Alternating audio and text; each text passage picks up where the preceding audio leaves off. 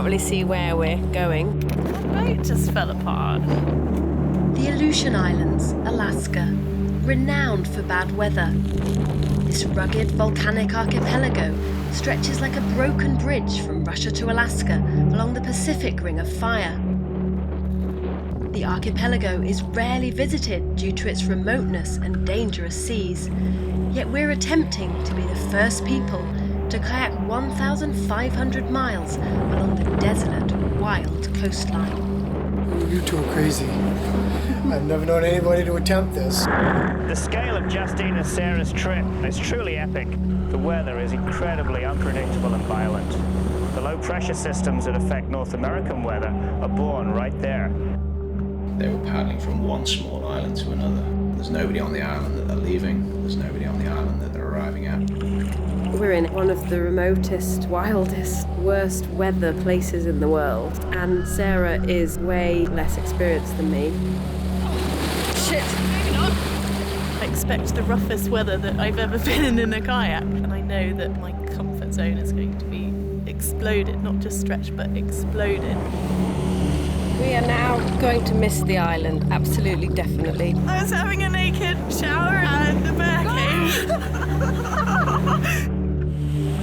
If you make it halfway, I think your chances are good.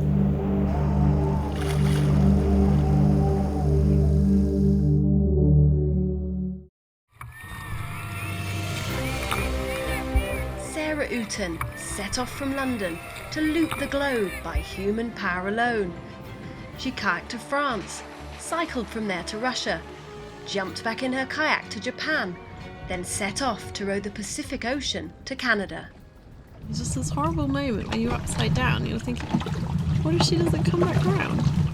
But winds and currents forced a change of plan. 4 months into the journey, I wasn't even halfway. With winter approaching, really the only option was head north to the Aleutian Islands. Sarah's rowing boat is too heavy and slow to use close to land, so her only option to continue her journey was by kayak. And that's where I come in. I joined Sarah on her earlier kayaking legs. Justine is, in my eyes, the queen of sea-kayaking. Brackets, I don't know many other kayakers, but really, all the trips she's done in far-off places, I trust her to make decisions that will keep us safe. I still remember getting a phone call from Sarah from the middle of the Pacific Ocean saying, Justine, will you kayak the Aleutian Island chain with me? I was sort of full of excitement, and there was a sort of a pause, and she said, well, I'm not saying no, but it will be the most challenging thing that either of us have ever done. Check it out!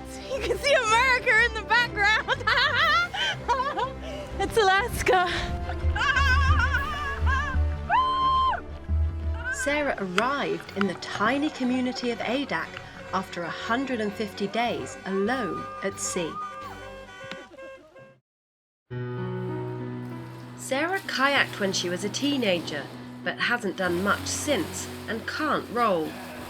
We train in Wales for 5 months, in strong winds and currents, the conditions we expect in Alaska. It's really important that she is comfortable in these conditions, because here it's quite easy to get rescued if necessary, whereas in the Aleutian Islands it's just the two of us, we're miles from anywhere and there isn't really anybody to rescue us. I might have to rescue her in cold sea, in tidal races, with unpredictable strong winds, on perhaps even a 40-mile crossing. Yeah, this is pretty serious. There are big improvements, and we hope it's enough. I'm nervous and a bit daunted as well. People at home have a misconception that this kayaking leg is going to be easy. I mean, what are they on?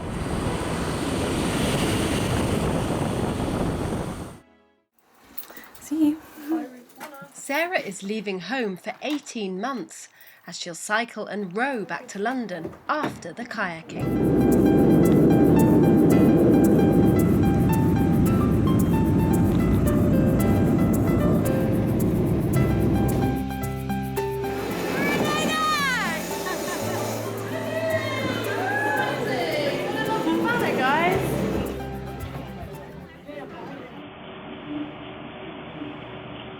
There's a rich history of kayaking in the Aleutian Islands, stretching back thousands of years. Unangan people, or Aleuts, skillfully used wooden frame kayaks covered in skins to hunt the rich marine life in the islands. They survived harsh storms for thousands of years, but suffered great losses when Western civilization arrived 300 years ago. A fur rush obliterated the otter, sea lion and seal populations, and conflict and diseases took a heavy toll on the Aleuts. Is the Aleut culture thriving here? No. There's no way to go backwards, but it's figuring out how to go forwards and taking the good things with you. Adak was developed as a US military base during the Second World War, with 6,000 troops stationed here. So what was stored here? The atomic weapons for World War II. The base closed, but the munitions that littered the island are still being cleared up. Wow. Jesus Christ. The budget for this is $500 million. $500 million. Wow. About 10 more active years of cleanup work, maybe 6 to 10. Today, Adak is the westernmost inhabited place in America and one of only 6 communities left in the Aleutian Islands. It gets cold, wet. Never been lonely. Sarah's fiancée Lucy comes to Adak with us, and we all walk to the south coast where Sarah landed in her rowing boat. Oh, great! Great. Excited for them, for Justine and Sarah. It's going to be such an adventure, but knowing that there's a lot of dangers out there. There's a lot of things could happen. I have developed anxiety since meeting Sarah, but that's okay, I can deal with that. The house will certainly seem very big without her. Sarah, if you're watching this, then I love you.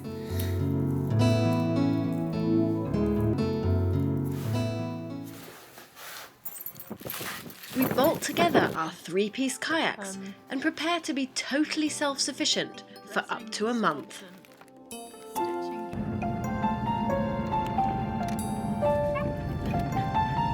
It's a beautiful day, it's sunny. Oh, bump. Can't wait to get going.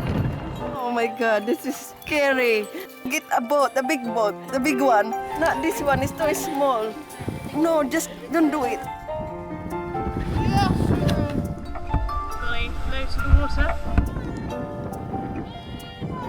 It feels like it's been quite an emotional week, saying goodbye to Lucy and saying goodbye to the people on Adak.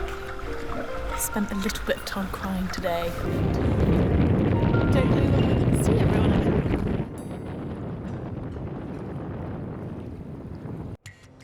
Between us and the nearest road in Homer lies 1,500 miles of treacherous seas, along a virtually uninhabited rocky coastline, with dozens of open crossings of 20 miles or more. Very few people have kayaked here since the Aleuts, and no one has attempted such a long journey. I've known Justine for about 10 years now, and I've watched her embark on increasingly committing trips.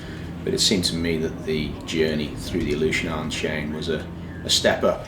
There's long distances, there's remoteness, there's open crossings. They're a long way north, dealing with cold temperatures and remote and difficult landings.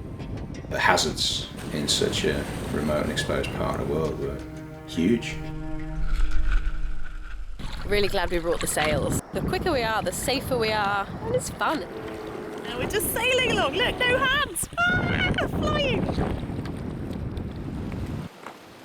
Beaches are rare, and on our first night, we have to settle for a rocky river mouth as a campsite. Unpacking and repacking everything we need for a month takes over 2 hours. I don't know how I'm going to fit everything in. I've never had such a full boat. Everything has to go in really precisely or it doesn't fit. It's a ridiculous jigsaw puzzle every morning to get it back into the boat. It makes our boats really, really heavy, so they're less manoeuvrable.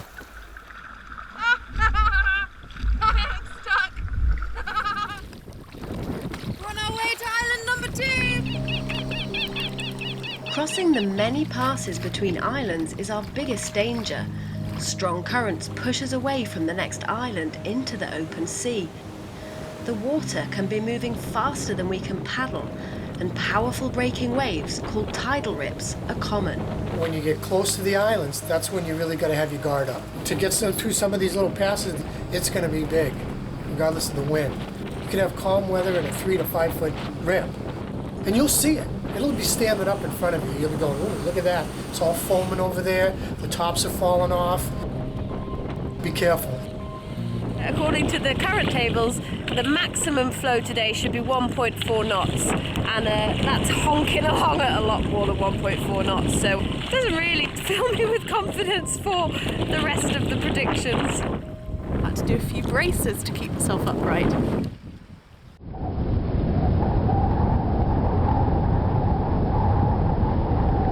Really windy and really gusty, so it's good not to be out there today. Ahead of us is our first long crossing. 8 miles of exposed waters where you can see the tidal rips from 10 miles away. We have to time it well. So 9 o'clock we've got slack water. So our aim is to be at the edge of the pass, ideally before that, so that hopefully we can avoid the messiest tide rips. Potentially it gets very wavy and really not nice. It's 6:30 in the morning, and thankfully, listen, it's really, really calm. Well, we just started crossing through Fenimore Rock Pass, and there's quite a swell from the southeast. Even in light winds and close to slack water, the tidal rips are intimidating.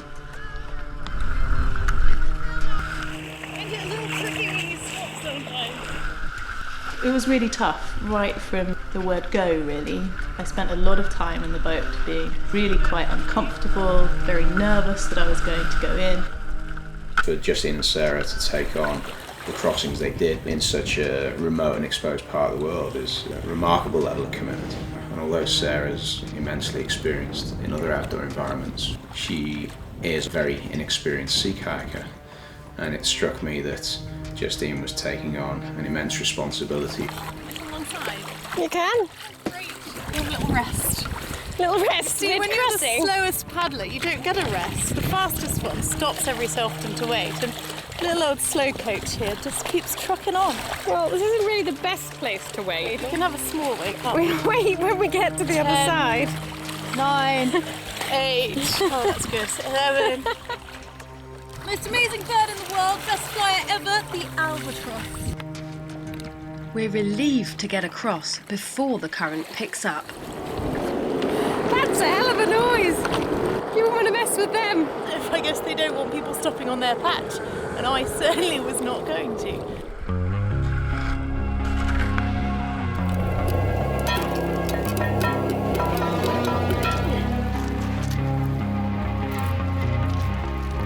That's really good! That's great! What an absolutely gorgeous spot. So amazing. The Pacific Ocean on that side, the Bering Sea on that side. Really, really beautiful spot. Gorgeous evening. I would love to take that home with me, but clearly that's not going to go in my kayak. After a week without seeing anyone, we reach a small Aleutian community.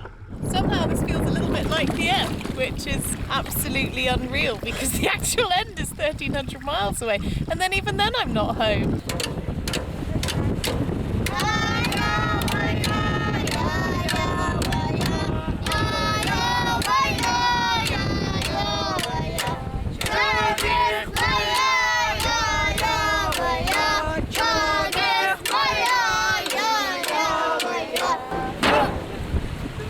So cool, what a lovely, lovely welcome. Really quite emotional. Can we hire these guys, do you think, to meet us every night?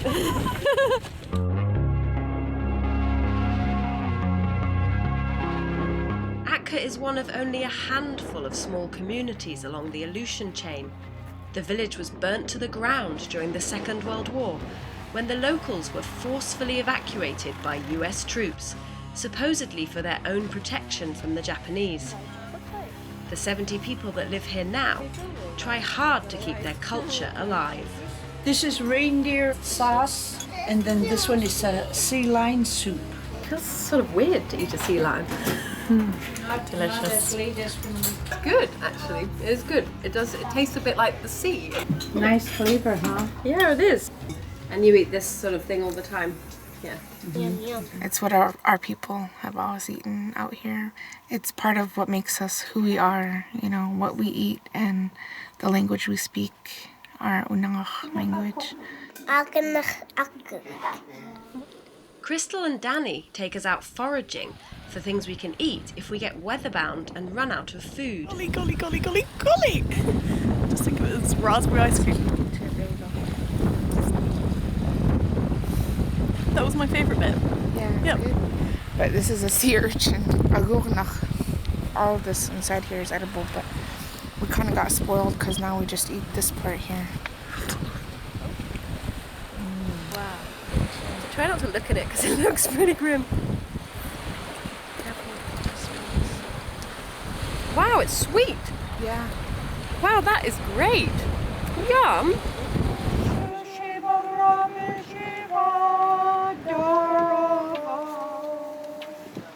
I don't think of it as a hard life.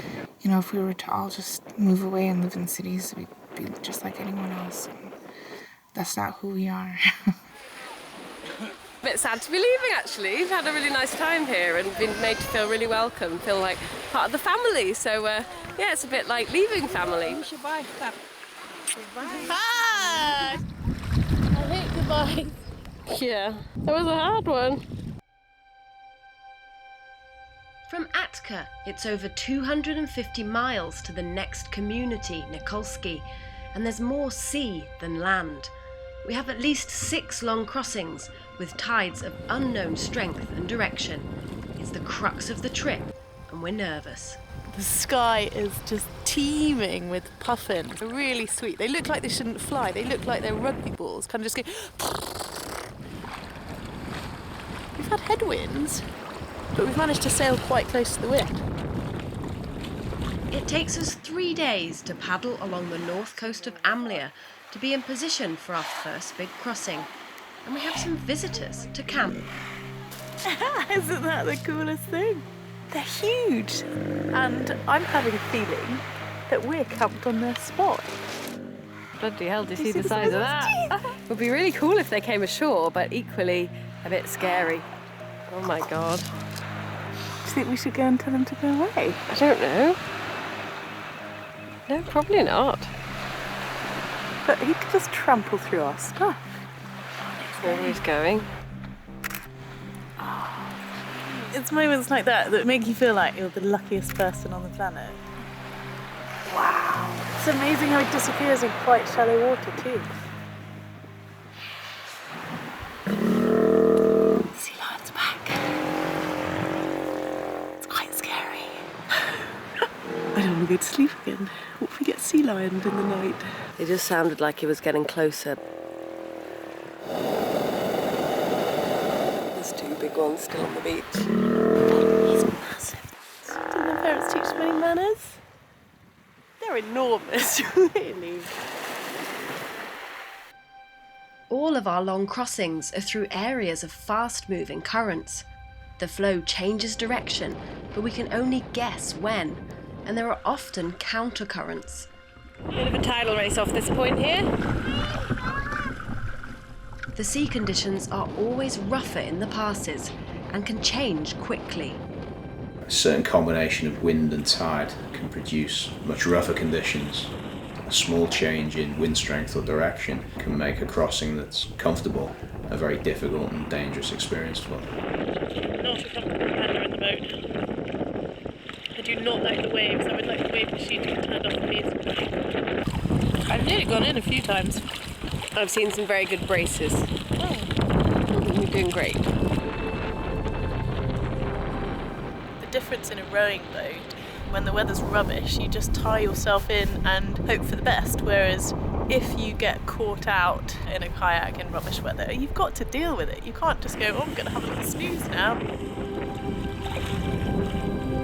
An ocean rowing boat rolls itself. I don't have to do anything to get myself back round. Whereas Chrissy the kayak, it needs me to roll her. islands are so rocky that once we arrive, there's no guarantee we'll find a safe landing. It's quite stressful, really, not knowing if there's anywhere that's going to be suitable. On Segwam Island, the only landing is a surf beach. Pretty surfy landing. Justine's gone in first. I'm scared.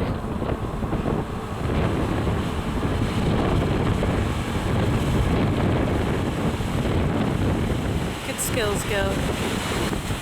Well done!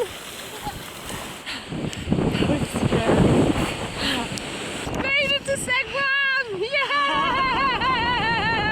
Bit of excitement as well. It's taken 10 exhausting hours to paddle 28 miles. Our next paddle to Amukta Island is our longest crossing at almost 50 miles. The idea of doing potentially double the distance we did today, or just shy of it, is frightening. It's actually frightening. Just kind of questioning, can I cope? Can I do it?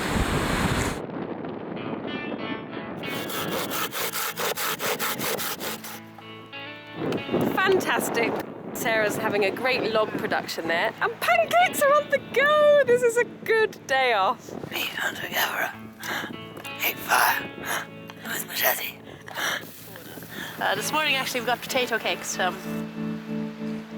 Knowing when to paddle and when to stay on shore will keep us alive. We spend 3 windy days on Segwam. Well, I just walked 500 metres up to the snow line, see the volcanoes. Such a beautiful walk. Amazing ground. Quite crunchy underfoot, very light. I don't want to go paddling again. I just want to stay and eat pizza.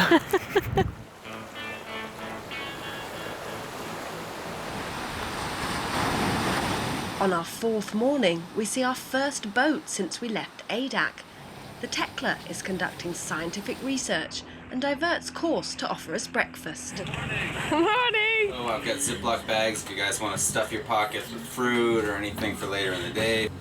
And so this is going to break all around here on a southerly. Captain Billy Pepper has 30 years' experience in these waters. What do I reckon about your trip? Yeah, she said, laughing. You two are crazy. But if you get through this pass, I think you're going to have a great time. This is the biggest challenge right here, Atka. It's 45 miles to the next island, Amukta, and we're still 1,000 miles from the nearest coast guard.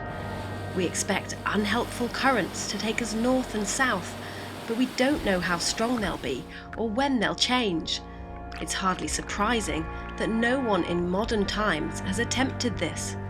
Our best case scenario is 15 hours on the water. I'm nervous about this crossing. We're leaving later than we should be because we went for breakfast.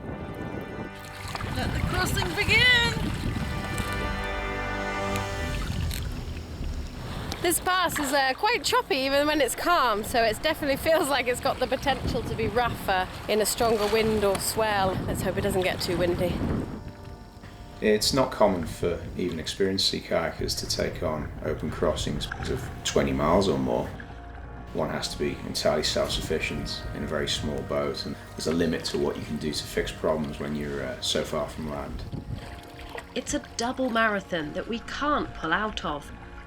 Conveyor belts of current could take us anywhere and can reverse at any time. We keep changing course as we're pulled in different directions, trying to keep on target for Amukta. Every hour we take a short break to eat and pee. Nearly 30 miles out. I've got a sore elbow and sore shoulder. It's slow but steady progress until 10 miles from land, when there's an invisible change in the current and we're now travelling at less than 2 miles an hour. Bit of a psychological pick yourself up when you're expecting to get there in 3 hours and then it's going to be 5 hours, which is dark when we get there. Never done a tide rip in the dark, didn't you? It's just gone 11 and we're nearly at the headlands, about another mile from there. I hope we can see.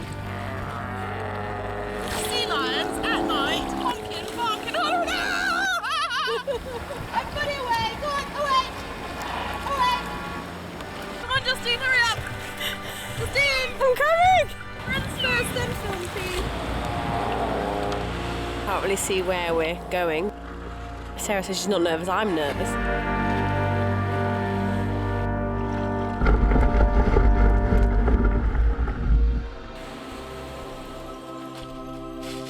Welcome to Mukta. Glad to be here, glad to have done it, and I'm cold, so I'm going to put some clothes on. Ooh. It's 20 hours since we woke up. Yeah, it's been quite a long day. Quite a long day.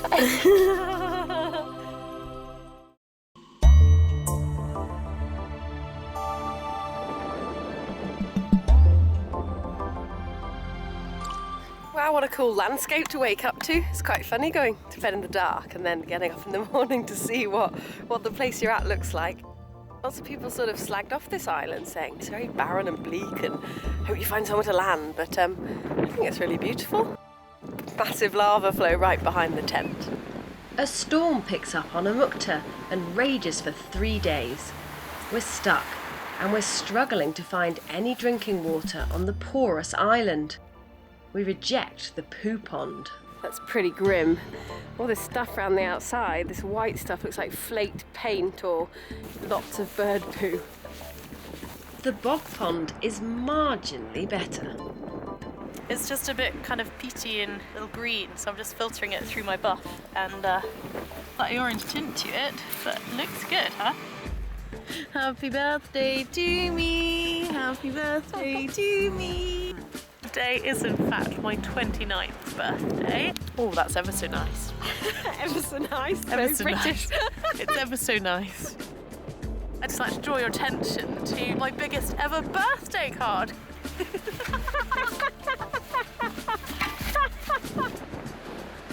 No one else should smell what goes on inside this tent. It's horrific. We haven't washed for days. You see Justine's nails, they're disgusting. That's gross.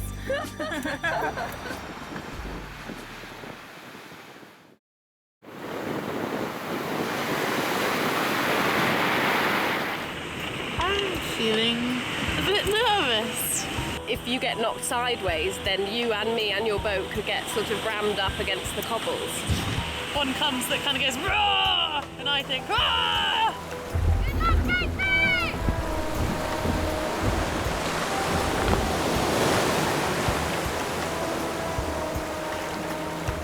I always have a slightly sort of sick feeling in my stomach when it's my go. Justine's just trying to get into the water. She always helps me in, which is great. Then it means she's got to do it herself. Tricky times like today. It's just kind of a sinking feeling, it's really weird.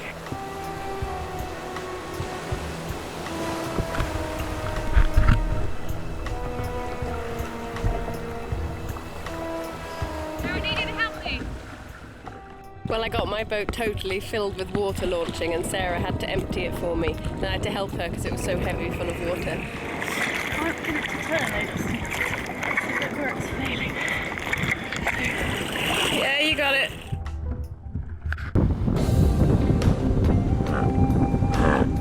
We complete 5 out of our 6 challenging crossings to reach the islands of the 4 mountains. In this spiritual group of islands, 4 perfect volcanoes are hidden beneath the clouds. The Aleut consider them the birthplace of their people, and for centuries they buried their mummified dead in caves here. We make our way to the easternmost island, from where we'll tackle our last big crossing to the community of Nikolski. Gorgeous views in every direction.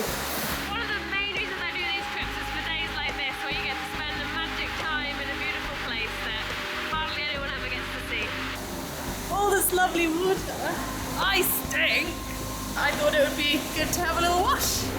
Yeah! It's amazing. Refreshing and exciting and energizing and just bam, smack in the face. Brilliant. This is such a spiritual place. Just incredible. There's Carlisle poking his head out. Mount Cleveland I can't quite see all of, but still is amazing. And 2 more over there. Fantastic. Look at that! If only we had chips. So good. Oh, it's delicious.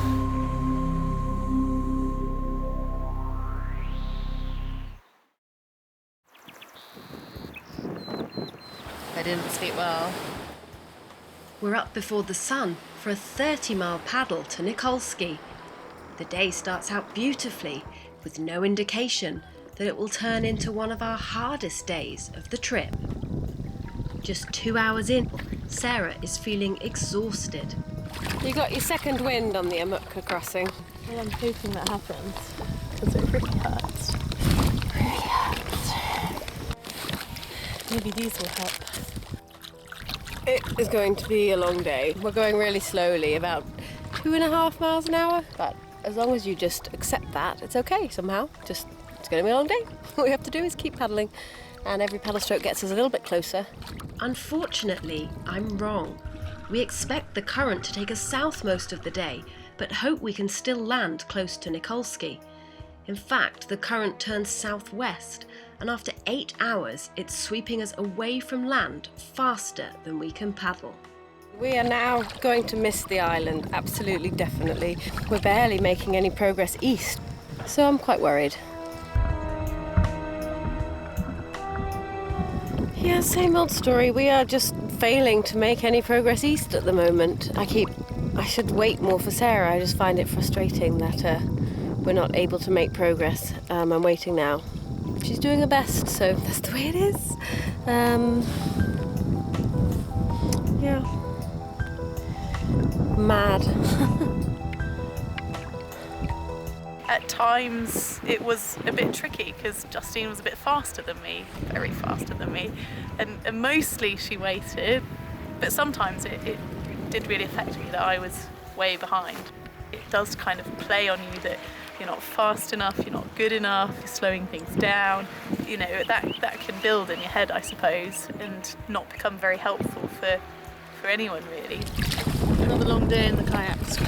You might change course and go to Hawaii. It seems to be more realistic than land that way at the moment. The current finally changes, but now it's taking us northwest, still away from land.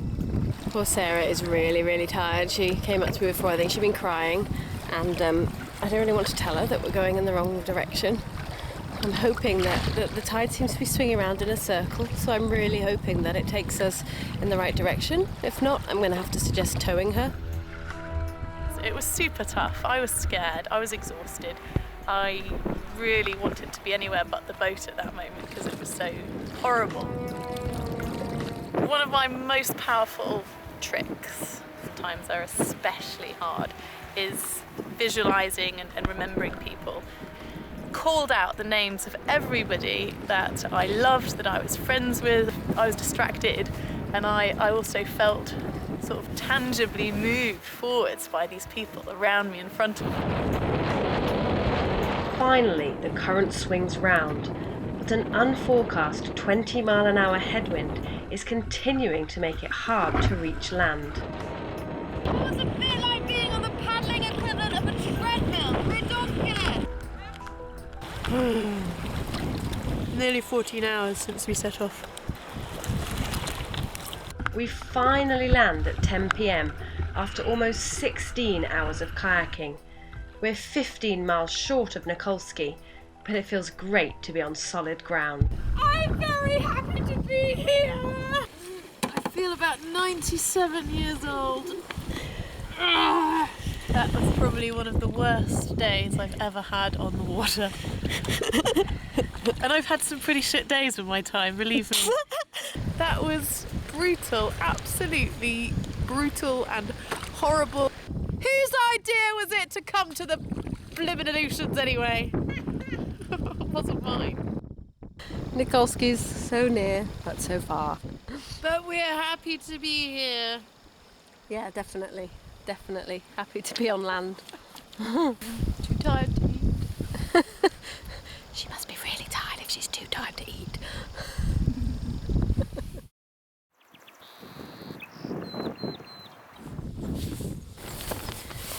Porridge with sultanas.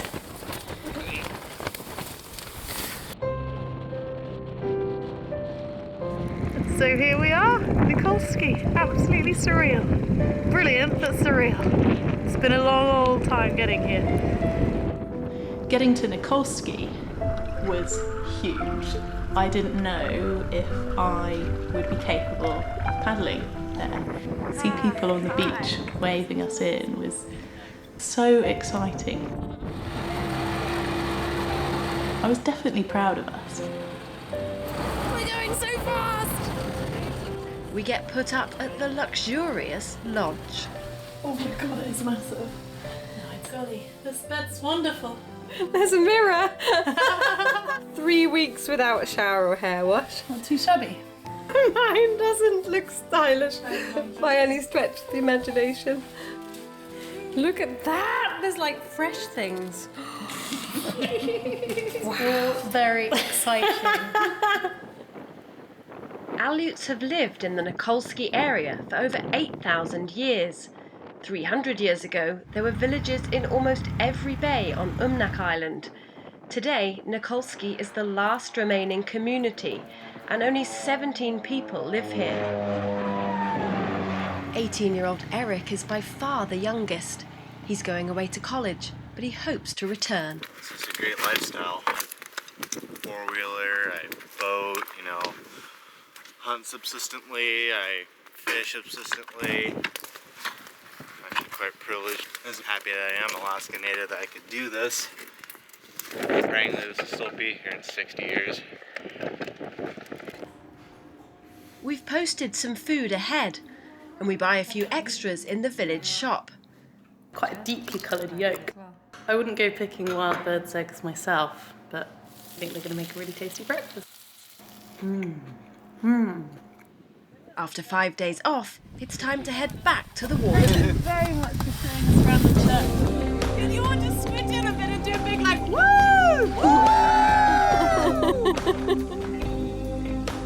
We make good progress east, seeing Alaska's many moods, and discovering that you really can get 4 seasons in one day.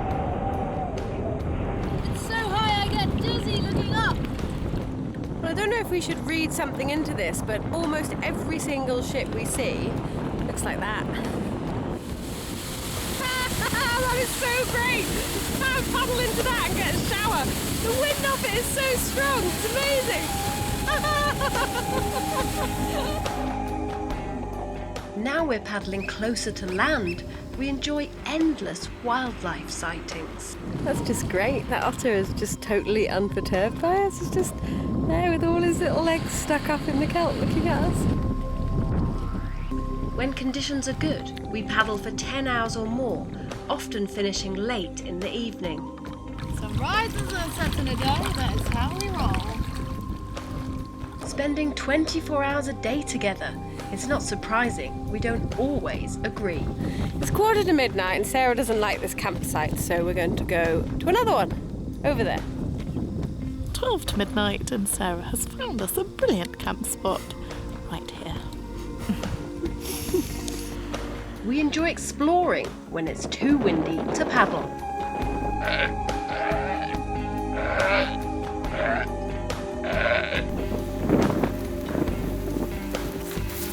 We're on the hunt for some hot springs. We're kind of winging it quite a lot. We don't have a map, but we know that in one of the 3 main streams in this valley there should be hot springs. Miles away! Oh no! Oh, it looks disgusting. I think it might be too hot. Oh yeah, I don't think we can go in that.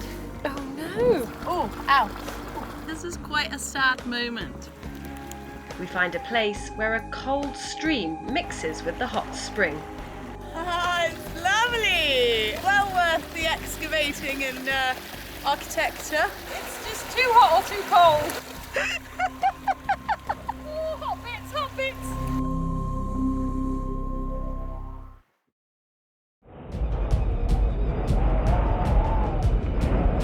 We know we're pushing the sails to their limit, but we can't resist harnessing a strong wind.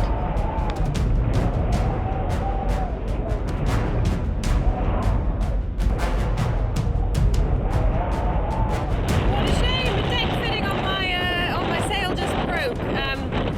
It's broken, so we can't sail anymore, which is a shame. I think there's such a thing as too much wind with these sails. and it started gusting really, really strongly and bent my sail. And of course, when you're trying to stay upright in a big gust, it's hard to get it down quickly.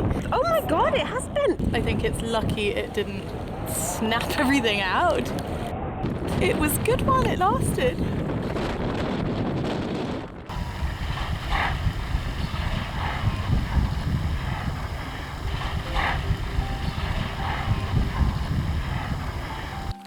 Wow, Dutch Harbour is right there.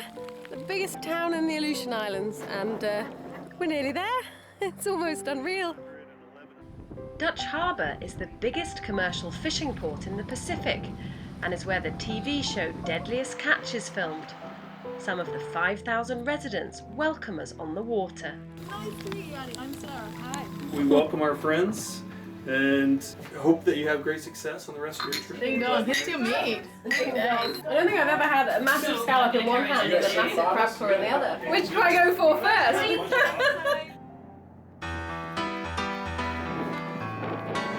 Pilot James taking us out for a ride.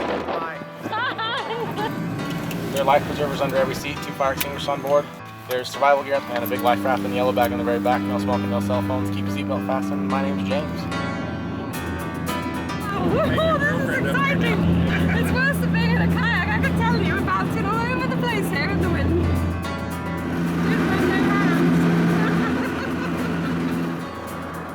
It's really cool to see everything from the air. Wow!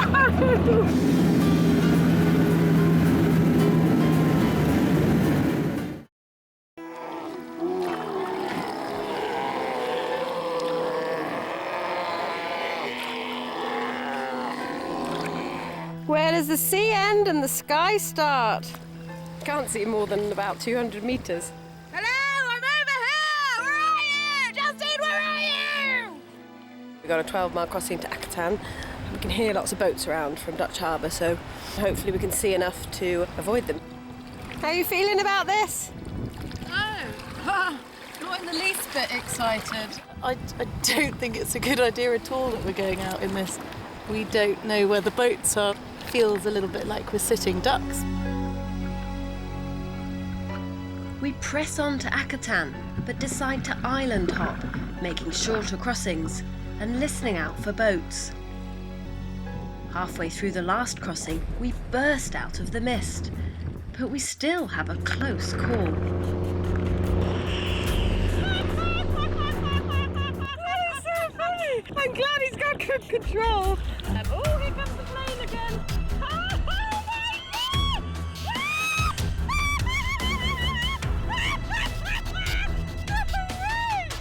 That was amazing. I cannot believe that. Absolutely amazing.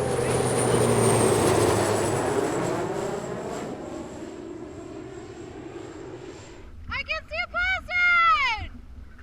Welcome to Adak. Thank you! 2 biologists are spending 4 months on a tiny island studying the birds. I think it's right there. We've got some real life science going on right behind us. Stacey and Amanda are checking all these burrows for storm petrels and their eggs, and hopefully some of them might hatch today. Yeah, it's a forktail. Oh, and they regurgitate and it smells really bad. Good night.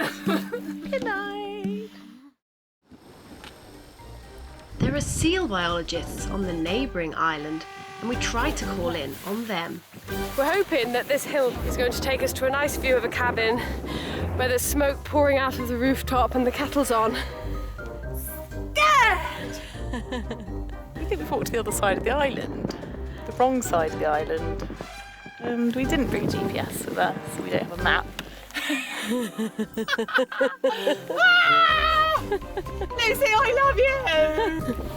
Well, that was nearly 3.5 hours of wandering around. Made a beeline back for camp. Absolutely unknowingly. Well, I've been stuck on this blasted island for so damn long, I'm growing a mighty fine moustache. Yes, I rather like it. I can do this. And this.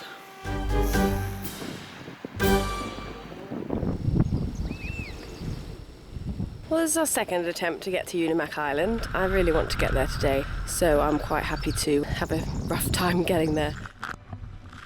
Unimak is the last island in the Aleutian chain. It's a 15-mile crossing across a busy shipping lane. There's a lot of big ships that they have no idea that you're going to be there. There's one every hour and a half, a tanker, and they're not looking for you. They're not even going to see you. That thing is tanking along. That's Mount Sheliakof, which is over 9,000 feet tall, and it's active, it steams sometimes. Really beautiful. We avoid the ships and reach Unimak, but from here to Homer, we have something else to worry about. Brown bears. We don't have a gun, just pepper spray and flares. Oh, he's looking. Stand together to make ourselves look as big as possible. I'm quite nervous. That's it, bear! Off you go! Off you go now! I don't think I'm going to sleep tonight. Or until we get to Homer. Oh, it's scary. He doesn't seem to be moving on that quickly, does he, really? Well, he's certainly not petrified of us and running away like everyone told us he would. Make as much noise as you possibly can! Still coming this way. Stay by the fire. He doesn't like fire. Bang, bang, bang! Away you go! Go on!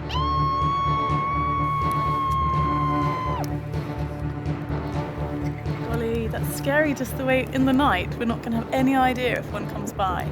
And if he's curious. Oh.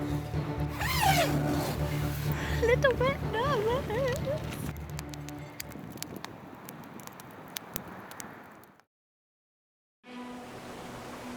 After a fitful night's sleep, we have another concern.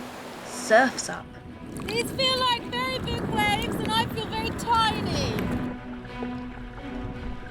We're launching and landing at least once a day, and that's dangerous. You can get whopped out your boat could break, you could break. Trying to pick a way through all these rocks where it's really shallow. We land successfully for lunch, but then Sarah's kayak gets swept back into the sea.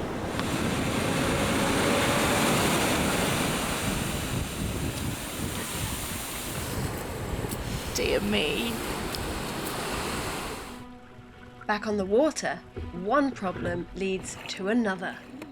I went to take a pee, and because there's so much sand in my boat, my zip will now not do up.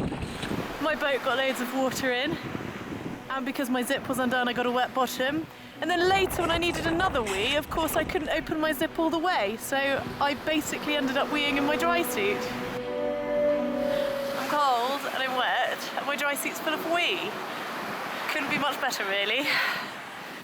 Come on, you git. I'm going to get wet. And therefore cold.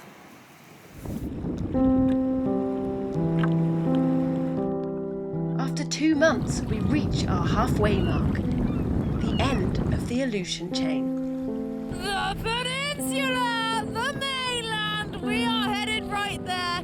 So we've both got very happy faces on. Indeed. The peninsula, ladies and gentlemen! The peninsula.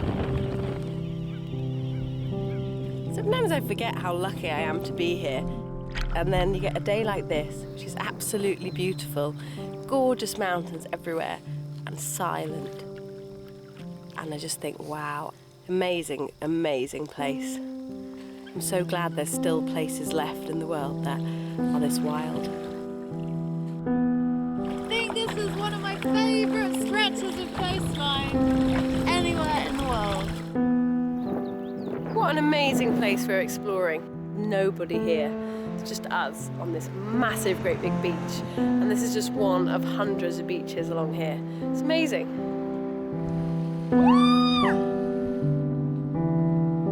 3 little baby bears. How adorable is that?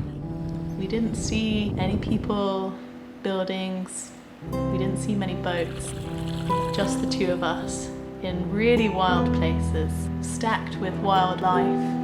Seeing all the changes and just being so immersed in the intensity of the landscape and the seascape. Look, we've got our own shipwreck, sea lions, amazing beach, amazing views.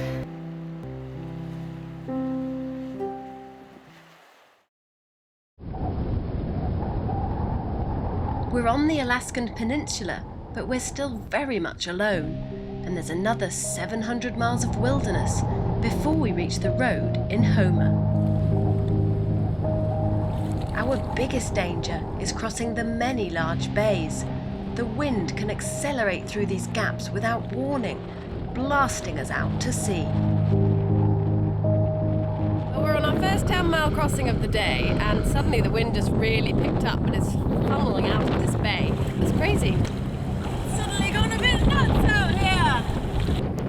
It's basically taking us offshore, away from land. At the moment, we're not going to make land. Psychologically, crossings are much harder for me, as it just continued to highlight that we couldn't take anything for granted, that we had to keep focused and working, for me anyway, physically at pretty much the top of my capabilities. That felt like we had our arse slapped a bit. We had to work quite hard to get in at the end there. We try to stay on offshore islands where we can, hoping they'll be bear-free. But it's not a foolproof plan. A bear has just swum ashore just behind that rock. Oh my God. Sarah said that is a bear. And I got the binoculars out and it was a flipping bear. Oh my God. We gotta get ready really quickly. I'm trying. Oh my God, there it is. Oh, Lisa's running away. My heart is pounding. Bear-free islands. Look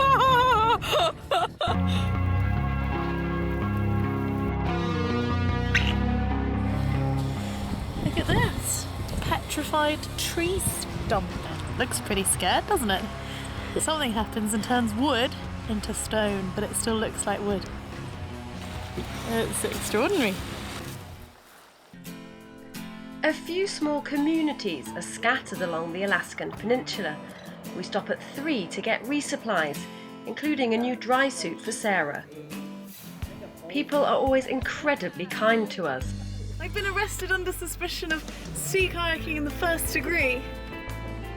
At Sand Point, we sit in on their culture camp, where young Aleuts can learn traditions that in many cases are at risk of being lost. Is it fun? I guess. This is called a fishberry basket. And the Atu style baskets are the finest in the world. Our culture was dying. You see more things in museums around the world than we see in our own land. So it's pretty awesome that we're bringing it back. Sadly, kayaking is rare in the Aleutians now. He's going for it. In King Cove, we hear of a bear that's just been shot.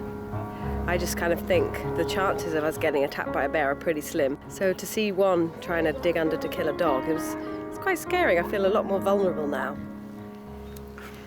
It's really sad to see that kind of conflict of wild animals and humans.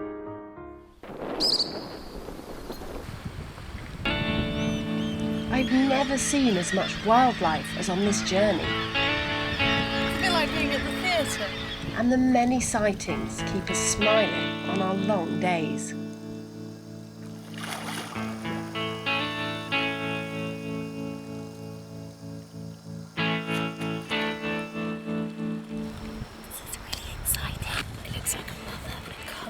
So incredible. Just drifted really, really close to them. They just sort of sniffed like they saw us or they sensed us. 50 metres away, I was kind of half thinking, okay, when do I drop the camera and paddle as hard as I can out of here? But I know you're not meant to run either, so I just paddled away slowly. It's really special. It's always a mix of excitement and nerves when we see a bear. It's definitely more nerves when we take a wash in what we later find out is a salmon stream. I was having a naked shower in this river and a bear came. Go away! Ah, go away! I started shouting at him and retreated quite quickly. I didn't do it calmly. He carried on coming and had a little sniff of my clothes and shampoo. Go away, bear! Go away! Ran when I started throwing pebbles at him. Rocks, not pebbles, rocks. Whoa! Whoa! it's really stupid to be camped next to a river. Well, it's not a salmon river. That's true. It's just a water source, I guess, isn't it? And there are bears. It's Alaska, isn't it? Yeah. Oh, golly. Golly. Sarah is right now butt naked. Go away!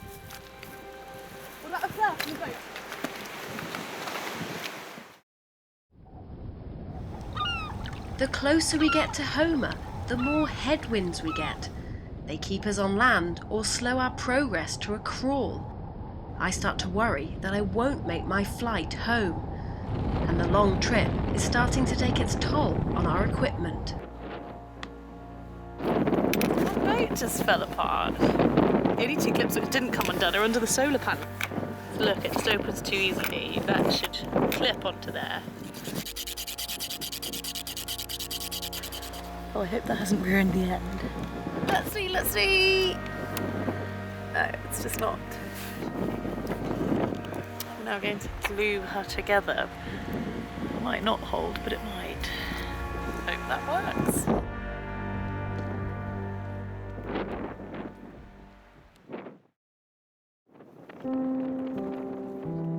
We take a break from the headwinds at a remote bear viewing camp. People usually fly here. We're the first visitors by kayak. I'm so excited. We are going out with a guide from the Hallow Bay Bear Camp. This fog right here, salmon season started about 10 days ago. This is their food supply, and this is where the bear are going to be. Just let them go by, okay? Well, the bear get close to us because they're not habituated humans and food. We are these benign entities that make these cute clicking noises, and we don't harass them, we don't chase them. Such a privilege to sit just a few feet from these huge bears, which up to that point, I for one, had been really scared of. This is where the bear just was. And I can see why, it's pretty comfy. The power in concert with their beauty, their speed and agility. Mesmerising, really. Totally spellbinding.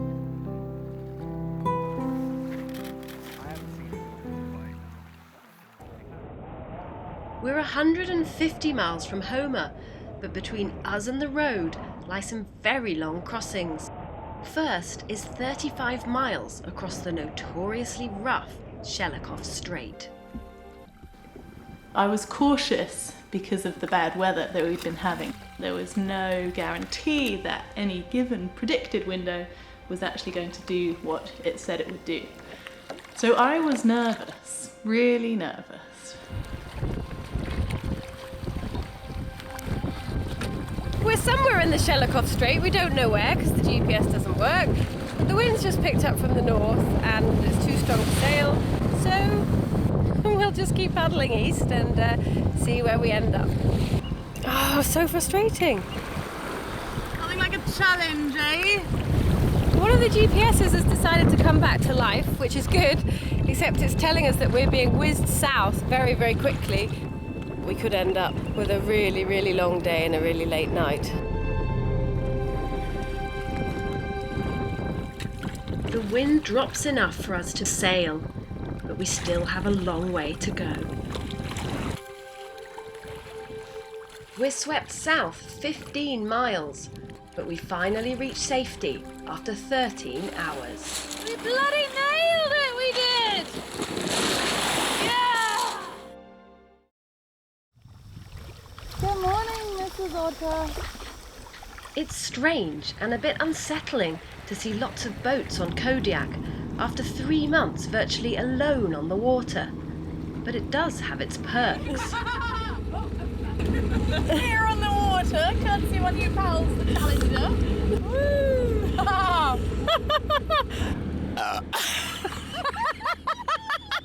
Oh, it nearly came out my nose! What shall we hear the drunken sailor? What shall we hear?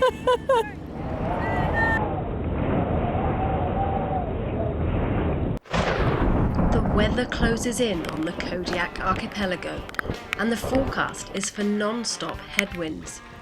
we creep our way up to the north coast, where we'll be in position for our last big crossings to Homer. We're heading into Skiff Passage, a really narrow passage you can only get through at high water. And even though the wind against us, there's quite a bit of tide with us as the tide floods in. It makes our journey a little shorter and more exciting. Great, it's just like being on a river. Trouble is, once we get halfway through Skiff Passage, the river is flooding in towards us.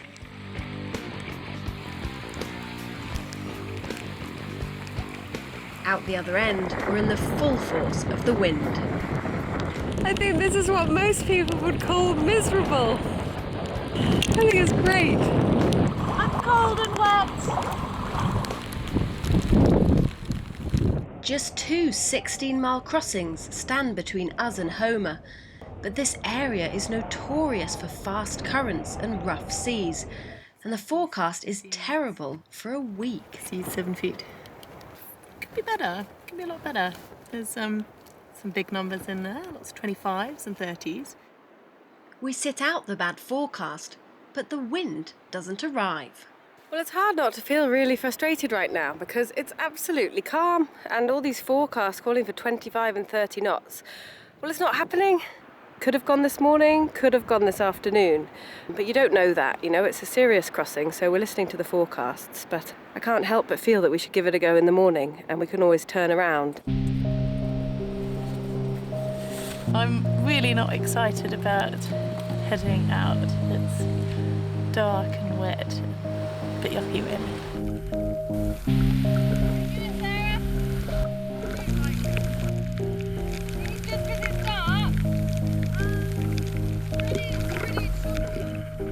I didn't like that. The light illuminating the rain coming straight at my face and then all these shapes all around me doing crazy things. I'd really like to go, but I'm worried that that's not the right choice. It's certainly not the safest option. Hope my desire to get back to Homer in time doesn't compromise things. We push on, knowing we only have 4 days to reach Homer if I'm to make my flight. The wind is still light, for now, but an 8-foot swell is making the sea very lively. I hated it. I actually hated it.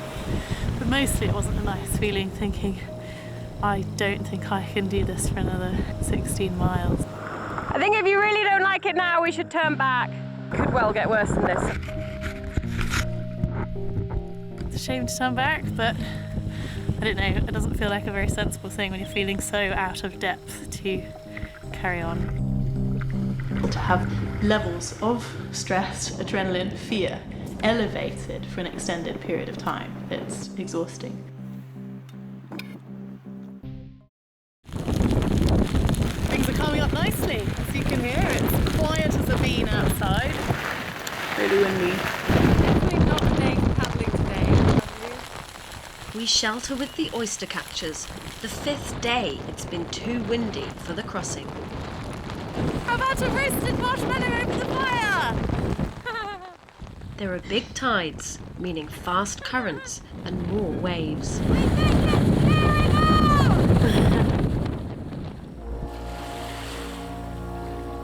Well, take 2 at Barren Islands crossing. Got a little bit nervous based on what happened the other day. The forecast isn't a lot better, but the conditions are. We've left a little bit later, so we don't have to paddle in the dark. Do you want to try sailing, or would you prefer to just paddle? I was pretty daunted, even though we were almost there. It could be some of the toughest miles of the whole journey, and it turned out to be that. The current pulls us southeast away from the islands, and we're making slow progress. How are you doing, Sarah? All right. Sore, but all right. After 5 hours, the tide turns in our favour. Stand ahoy! It's right there. We're drifting over 2 knots in the right direction! Yes! I would have been all up for stopping right there. I was tired. We'd spent, 8 hours maybe on the water. When conditions were good up to the Barren Islands, I couldn't resist continuing to mainland Alaska. If we made it that day, I had a chance of catching my flight home, and the tide should help us for another 4 hours. I fucked up here, we're not getting closer to land. The tide is much stronger than I expected. The current is predicted to be less than 3 miles an hour, but it's 5 miles an hour, and it's taking us into the Cook Inlet. Tried turning back, and then when Justine said we're not making progress, we need to turn back and go the other way, then I think I was really unhappy. Where on earth are we going to end up? We should have just stayed. We've been stupid here. And I was exhausted. I'd been tired for the whole trip.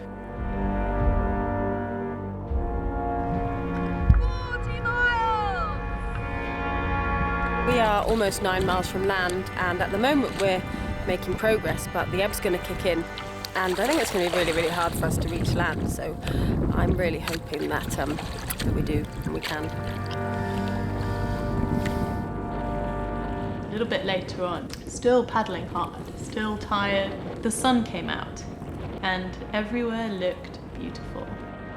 We went through one of the sort of lumpiest tide races that we'd been through, and I felt happy and kind of proud that I got through it and hadn't capsized.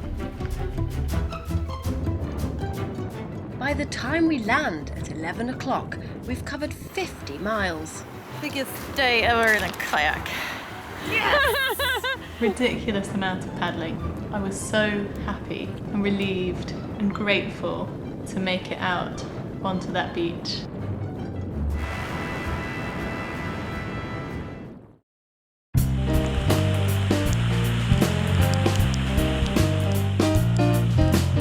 We're 30 miles from Homer Spit.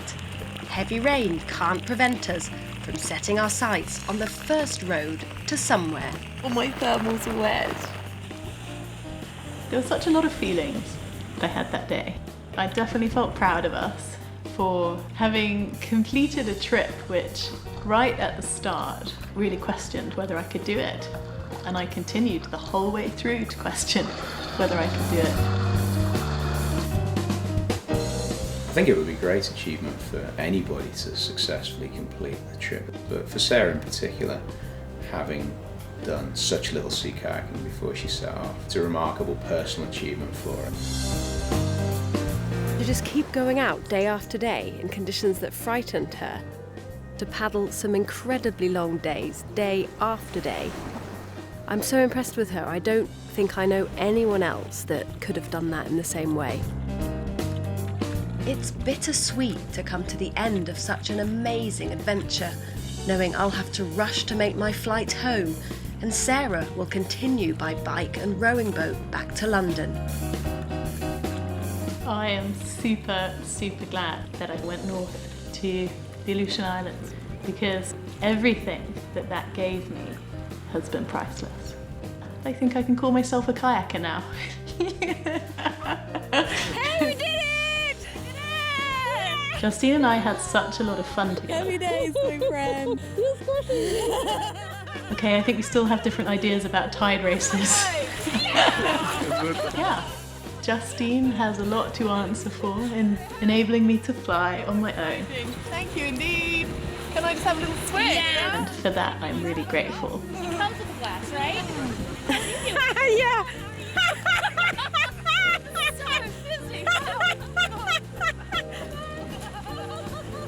Yeah, happy days.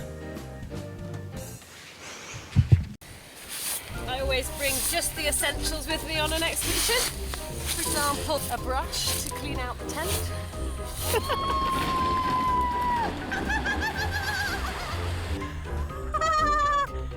We've got a visitor! An aeroplane! Nice to meet you. As you can hear, Justine's got an awful bad case of the farts today, and golly, it's a bit of a pog as well. This is Cape Cheerful! Oh, that was a bit more Cape Nutty, I think.